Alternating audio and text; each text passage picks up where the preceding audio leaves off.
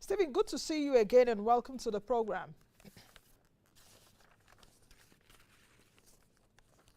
Hello, Dr. Akitayo, are you there? Great. Well, thank God. I'm fine. Good to see you. Now, let's get started. We're talking about real estate investment in Nigeria. I know that you teach people how to make and invest money in e-commerce, agriculture, and real estate. Now, why are you so interested in housing in Nigeria, given the volatility of the real estate market? Well, for me, I mean, my background was critical to this. I was born in Maiduguri, northern part of Nigeria, and we kept moving from one house to the other because landlords were increasing rent. At some point, we had to move to a place you can call a village because there was no running water and no electricity, because that was the only place my parents could afford to buy land. Same in Maiduguri. And so I saw how that affected my childhood and and I value, if I never saw a toilet that you could flush until I was 13. It was something me and my siblings were jumping around when we saw it, because we never lived in a proper, decent house. And so it's always been my heart that one day I want to be able to help that sector. And now, I mean, you have millions of housing deficit. Is something that we hope we're able to make a great difference. What do you see as the core issue in Nigeria's housing sector? Like I said at the beginning of the program, I've read a lot of reports. I've listened to ministers, not even Rajiv Fashola alone, former ministers in the past few years say a lot of things about housing deficit. We say 20 million, 21 million housing deficit. Some people say it's not up to that. Rajiv Fashola insists that, oh, there are so many houses everywhere in Nigeria and all of that. But you are in this space. I don't know why you are laughing. But it's actually laughable, though, because you see a lot of people that are homeless, so a lot of people don't have money to afford decent housing. What do you think is the central issue affecting Nigeria's housing market? Well, I think it's affordability and accessibility,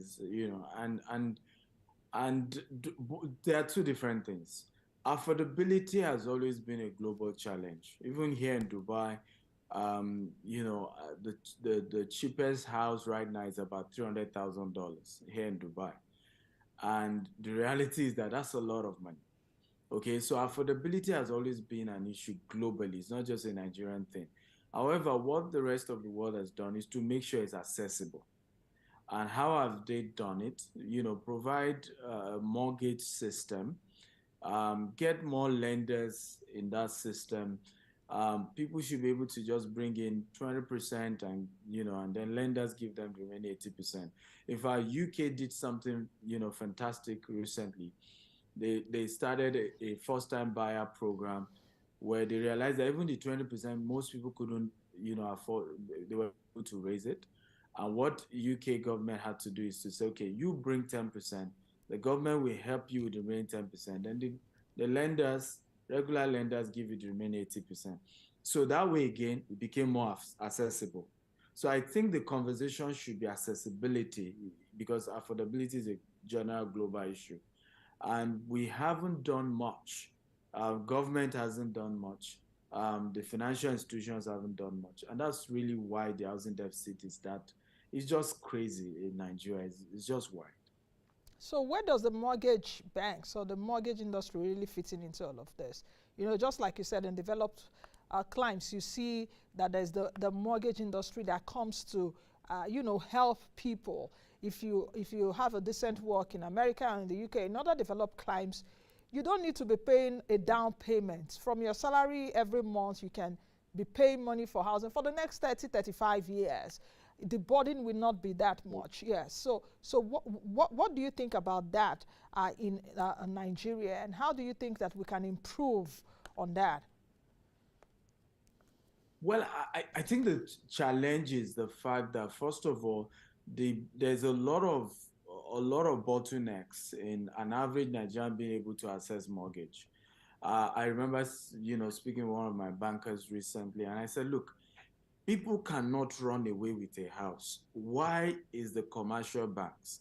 Because when you talk to the mortgage banks, The federal mortgage program will tell you that, look, there are more people applying than the funds we have can take care of.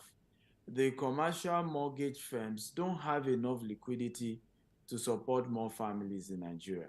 So you are now left with the commercial banks, and that's one of the advantages that you have in developed world. That is not only the normal mortgage companies that can give you loan towards your house. You have a wide range of lenders. You have community banks, you have cooperatives, you have everybody's there to be able to support you if you want to go through their route. But in Nigeria, you have even the commercial banks who probably could have helped because they do more retail. Just saying no, no, no, no, leave that mortgage side alone. But I keep saying that no, I think they can come up with a product because nobody can run away with a house. You can't carry it away.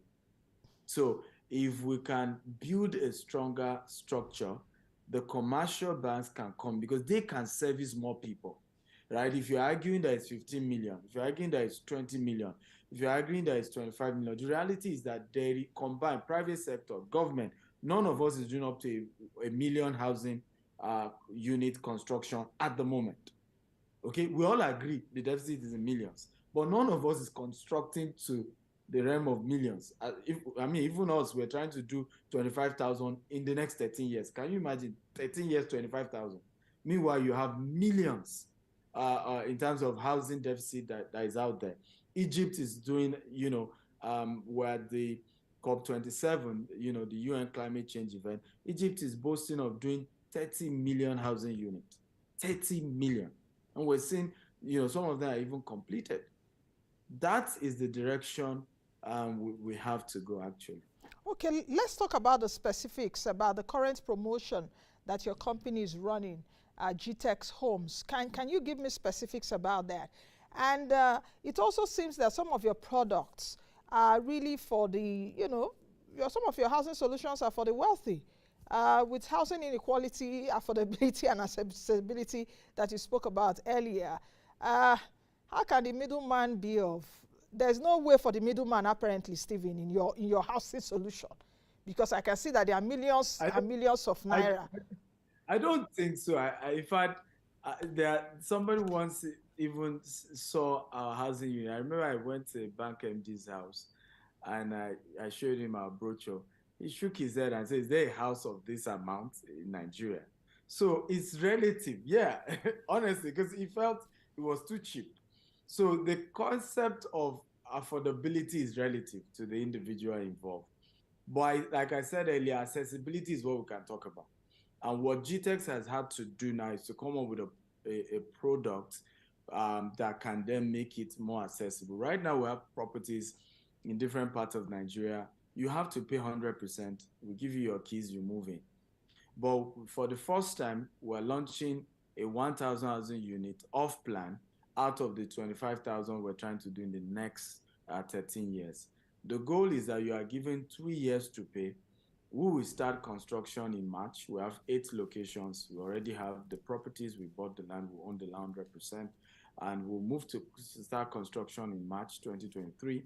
Those who do outright payment, hopefully first quarter of 2024, they can start getting their keys. And of course, those who are waiting for that 3 years and spreading for 3 years, after they complete their payment, they get the keys to their house. And those who, for any reason, have paid up to 30% and are struggling to balance, we can link them up with mortgage companies that can then give them another 10 to 15 years to complete, and they will settle us. And you and the mortgage company work it out among yourselves. So these are some of the things we're working on, because accessibility is more realistic and is a more realistic conversation to have. Affordability is a function of different factors. We are not the owner of the land, right? And it's expensive to buy land in Nigeria. Most of the materials we are using are imported. Part of the reasons why you're seeing our building collapse and all of those things is as developers are trying to, make things affordable, cheap, and things like that, you then start unknowingly using inferior materials. And so for us, most of our materials are imported. In fact, we've pegged all, for those who are seeing Naira, please everything has been pegged to dollar. So these prices will always change anytime, the value of naira to dollar drops, because we don't want a situation where we promise you and later we get back to you and say, we couldn't deliver because one thing happened. So the prices are dollar denominated. For everyone, signing up for this, you will see the dollar amount. So if it's, for example, $50,000 for that one bedroom, that is the amount you are paying. So you can pay the naira equivalent per time for the next 3 years, but it's still the dollar amount we are looking at. That way, Okay. even 3 years from now, we're consistent, we're able to deliver to you. We won't come back and say, you know what, something had happened, because you were actually paying us in the denomination we're using to buy most of the materials we're using to build.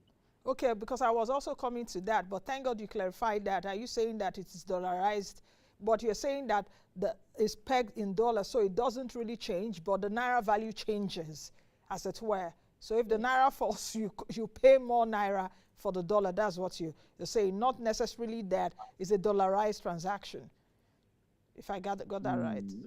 Yes, absolutely. That's what we're saying, that because we're importing most of what we're using to construct and they're dollar denominated, to avoid a situation, because that's happening in the market right now. You're having issues between investors and developer right now, even in the market, if you study it, where developers are having to go back to the customer to say, yes, because it was denominated in naira, the current transaction started with, you are to pay 50 million naira for e.g. 2-bedroom, right? And then over time, because the customer too was paying in installment, we know that the cost of cement moved, right? Iron rod increased, cost of a whole lot of, so when the developer is coming back, to the investor to say, hey, it wasn't my fault that a lot of things went up. So please, can you pay more? I mean, the investor doesn't want to hear anything. Okay. Like, we had agreed at this rate and want to keep it at that. So what we had to do is say, the rate is at this dollar amount, right? You can keep paying, but we're measuring it by that dollar amount to avoid a situation whereby you think we're changing the price or something. Okay, very quickly, because we have about 3 minutes to go, and I will need you to put all of this into perspective. How can people really access the promotion, and when exactly does it begin? That's one. Then number two, how does GTEXT connect with investors? Then number three, your products and services appear to be too tempting. With the current rate of inflation at 21%, how confident are you that you can deliver on your promises? Beautiful. So I'll start with the last one, and I think that's what I just answered. Once you peg it to a dollar, right, you can be consistent in your delivery, whatever happens, because you know how much you're buying, and you can always, and that doesn't change that much. As for how people can connect with us, the current offer, has started. We've started already, but we're doing a webinar, a global webinar for investors all over the world, and they can always go to www.gtexthomes.com/1000 units and sign up for free. And we'll be able to have that conversation around what is the offer, what is the opportunity, how do you get to pay, how do you, and we even give some people, I think we have a promo for the first 10 to key in while the webinar is on, to give them some further discount as well. So for us, we're excited about this move. We're contributing greatly. We hope this will also generate hundreds of jobs as we start construction, and we're contributing our own quota to develop our motherland, and we hope a lot of people will key into it. We believe strongly in our vision of green and smart home, where we're solving the housing problem, but we're also building houses that are houses of the future, that supports good and healthy living. And so I'm super excited, and I look forward to the event that is taking place on Saturday, 10th of December 2022. And so you can go to the website again and sign up for that webinar. It's going to be a great one. Okay, I wish you well, and I wish you that your vision of establishing 25,000 green and smart homes by 2035, which is 13 years away. I wish you well. I hope we'll all be alive then to check out how that vision has materialized. And I hope you will buy one from us as well. Okay, let's talk about that after the show. Thank you very much for coming on the program, and hope to have you soon, especially around pyramid schemes and Ponzi schemes that are around the real estate sector. That will be another issue for another day. So thank you for joining us today.